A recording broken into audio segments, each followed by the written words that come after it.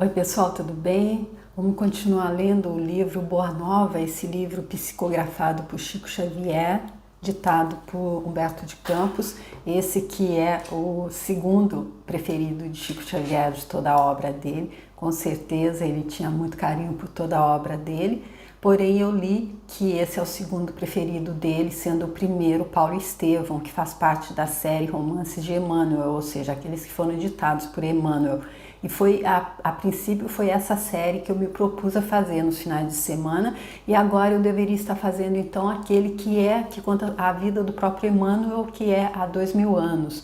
Porém, como eu li que esse Boa Nova, depois de Paulo Estevão, que é o primeiro da série Romances de Emmanuel, e o que eu já fiz, eu deixo aqui se você quiser ver o link da playlist.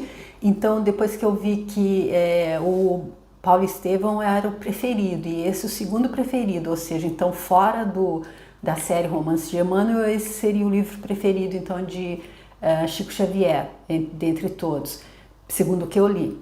E então eu pensei, por que será que é? E aí eu quis fazer esse parênteses e trazer esse livro então Boa Nova, e agora deu para perceber por quê, né? Humberto de Campos traz aqui aquilo que ele chama de o folclore do céu em 30 episódios, e ele aqui conta então como que foi desde o período, como é que estava ali a atmosfera antes de Jesus Cristo nascer. Ele tem um episódio que ele fala então dele ali brincando com João Batista sob o olhar das mamães Isabel e Maria, e depois quando ele começou a buscar os discípulos naqueles 3 últimos anos da vida dele, então aqui entre nós, e depois tudo que foi acontecendo, todos os episódios que nos trazem lições grandiosas, acredito, pois eu acredito piamente que sejam mensagens diretas de Jesus Cristo, o que ele realmente disse naquele momento. Eu acredito que tudo que a gente faz aqui nessa realidade dual relativa fica registrado. Eu aprendi isso na mecânica quântica com o professor Hélio Couto, que como nós estamos todos em uma grande onda eletromagnética de informação, tudo que a gente faz fica registrado. Então, por que não seria real isso que Humberto de Campos, porque ele não teria tido, Jesus Cristo não teria dado a ele permissão para ir lá nos arquivos e pegar exatamente como ele disse e nos trazer, para que a gente então pudesse estar bebendo da fonte, digamos, né, direto da fonte. Então nós lemos no vídeo passado o 28º episódio, que foi então o bom ladrão, que depois então que Jesus Cristo já tinha sido ali traído por Judas, tinha sido negado por Pedro 3 vezes e tinha sido incompreendido, além de todas as pessoas que o perseguiam, que chamavam ele de charlatão, de feiticeiro, que chegaram então ao ponto de toda a população que chegou ao ponto então de trocá-lo por um outro criminoso comum qualquer, o trataram dessa forma. Ele se vê ali nesse momento na cruz ao lado de 2 ladrões, e aí tem um deles então que pede a ele: lembra-te de mim quando entrares no teu reino. E aí ele diz a Tomé, que Tomé foi um dos que se disfarçou e acompanhou toda a saga dele, acompanhou desde que ele foi sendo levado até a hora do sacrifício final, até a hora que ele foi crucificado. E aí ele diz: vês, Tomé, quando todos os homens da lei não me compreenderam e quando os meus próprios discípulos me abandonaram, eis que encontro a confiança leal no peito de um ladrão.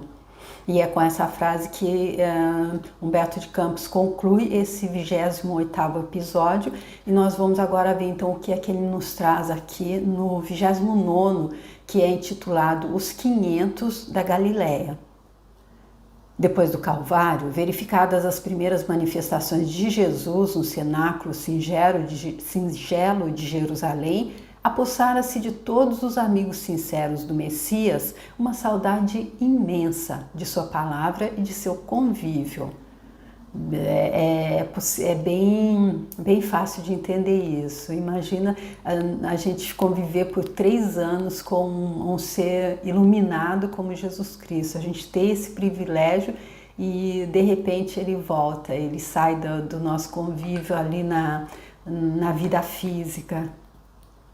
Então deve ser realmente uma saudade imensa de que eles deviam estar sentindo, com certeza.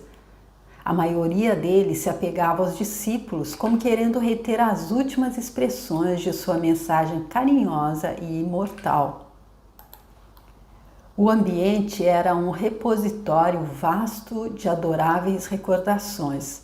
Os que eram agraciados com as visões do Mestre se sentiam transbordantes das mais puras alegrias. Os companheiros inseparáveis e íntimos se entretinham em longos comentários sobre suas reminiscências inapagáveis. Foi quando Simão Pedro e alguns outros salientaram a necessidade do regresso a Cafarnaum para os labores indispensáveis da vida. Em breves dias, as velhas redes mergulhavam de novo no Tiberíades por entre as cantigas rústicas dos pescadores. Cada onda mais larga e cada detalhe do serviço sugeriam recordações sempre vivas no tempo. As refeições ao ar livre lembravam o contentamento de Jesus ao partir o pão. O trabalho, quanto mais intenso, como que avivava a sua recomendação de bom ânimo. A noite silenciosa reclamava sua bênção amiga. Ou seja, ele estava presente.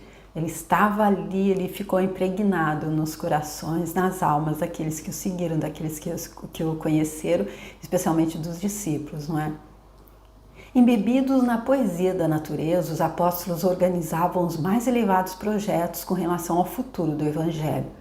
A residência modesta de Cefas, obedecendo às tradições dos primitivos ensinamentos, continuava a ser o parlamento amistoso, onde cada um expunha seus princípios e suas confidências mais recônditas.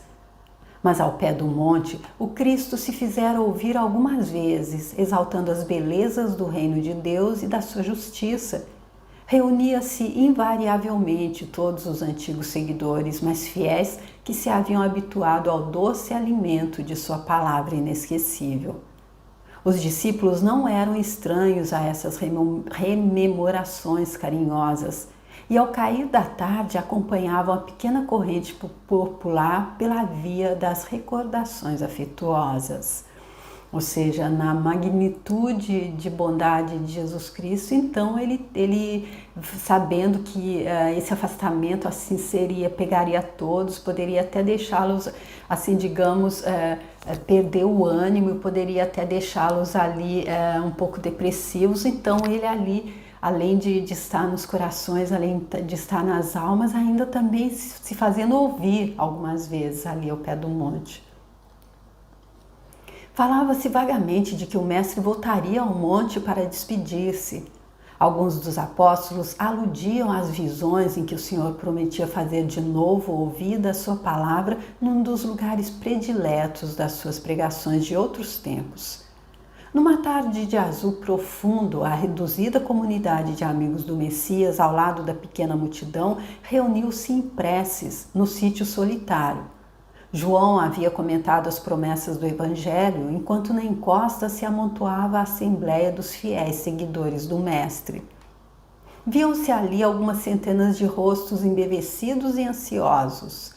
Eram romanos de mistura com judeus desconhecidos, mulheres humildes conduzindo os filhos pobres e descalços, velhos respeitáveis cujos cabelos alvejavam de neve dos repetidos invernos da vida.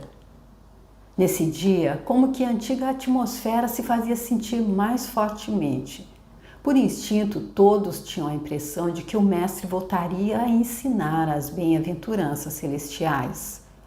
Os ventos recendiam um suave perfume, trazendo as harmonias do lago próximo. Do céu muito azul, como em festa para receber a claridade das primeiras estrelas, parecia descer uma tranquilidade imensa que envolvia todas as coisas. Foi nesse instante de indizível grandiosidade que a figura do Cristo assomou no cume iluminado pelos derradeiros raios de sol. Era ele. Seu sorriso desabrochava tão meigo como ao tempo glorioso de suas primeiras pregações, mas de todo o seu vulto se irradiava a luz tão intensa que os mais fortes dobravam os joelhos. Alguns soluçavam de júbilo, presos de emoções mais belas da vida deles. As mãos do mestre tomaram a atitude de que abençoava, enquanto um divino silêncio parecia penetrar a alma das coisas. A palavra articulada não tomou parte naquele banquete de luz imaterial. Todos, porém, lhe perceberam a amorosa despedida e no mais íntimo da alma lhe ouviram a exortação magnânima e profunda. Ou seja, uma aparição dos céus, uma aparição que dispensava palavras, até mesmo nós que estávamos aqui encarnados como simples mortais, como simples seres divinos, lógico, animando um corpo mortal. Nessa passagem aqui, fomos então, que se estivéssemos lá nesse dia, não sei se eu estava lá, não tenho clareza disso, mas todos que estavam lá então foram agraciados em poder ter essa comunicação não verbal, mas com certeza sentindo a amorosa despedida dele, sentindo a exortação magnânima e profunda que ele trouxe, sem precisar dizer nada. E dessa forma, como a gente conhece em palavras.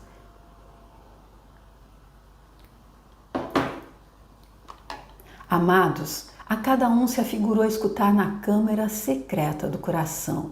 Eis que retorno à vida em meu Pai para regressar à luz do meu reino. Enviei meus discípulos como ovelhas ao meio de lobos e vos recomendo que lhes sigais os passos no escabroso caminho. Depois deles, é a vós que confio a tarefa sublime da redenção pelas verdades do Evangelho. Eles serão os semeadores, vós sereis o fermento divino. Ou seja, olha aqui, ele dizendo bem claro, então, os discípulos, os apóstolos, eles semeariam, mas caberia a cada um de nós que se conecta com Jesus Cristo, que se intitula cristão, então ser o fermento, fazer crescer. Instituo-vos os primeiros trabalhadores, os herdeiros iniciais dos bens divinos.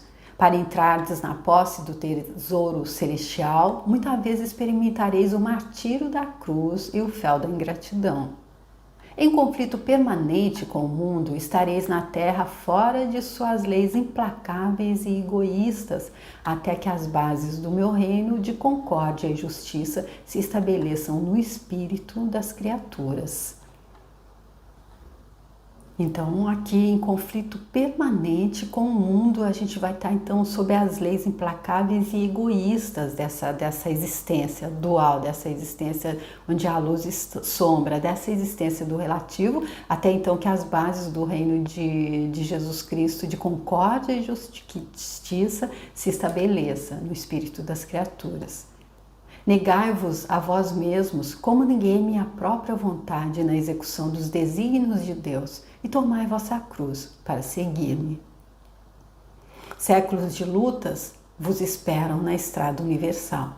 É preciso imunizar o coração contra todos os enganos da vida transitória, para a soberana grandeza da vida imortal. Vossas sendas estão repletas de fantasmas de aniquilamento e de visões de morte. O mundo inteiro se levantará contra vós, em obediência espontânea às forças tenebrosas do mal que ainda lhe dominam as fronteiras. Sereis escarnecidos e aparentemente desamparados. A dor vos assolará as esperanças mais caras. Andareis esquecidos na terra, em supremo abandono do coração. Não participareis do venenoso banquete das posses materiais. Sofrerei a perseguição e o terror, tereis o coração aberto de cicatrizes e de ultraje. A chaga é o vosso sinal, a coroa de espinhos vosso percurso ditoso da redenção. Vossa voz será do deserto, provocando muitas vezes o escárnio e a negação da parte dos que dominam na carne perecível.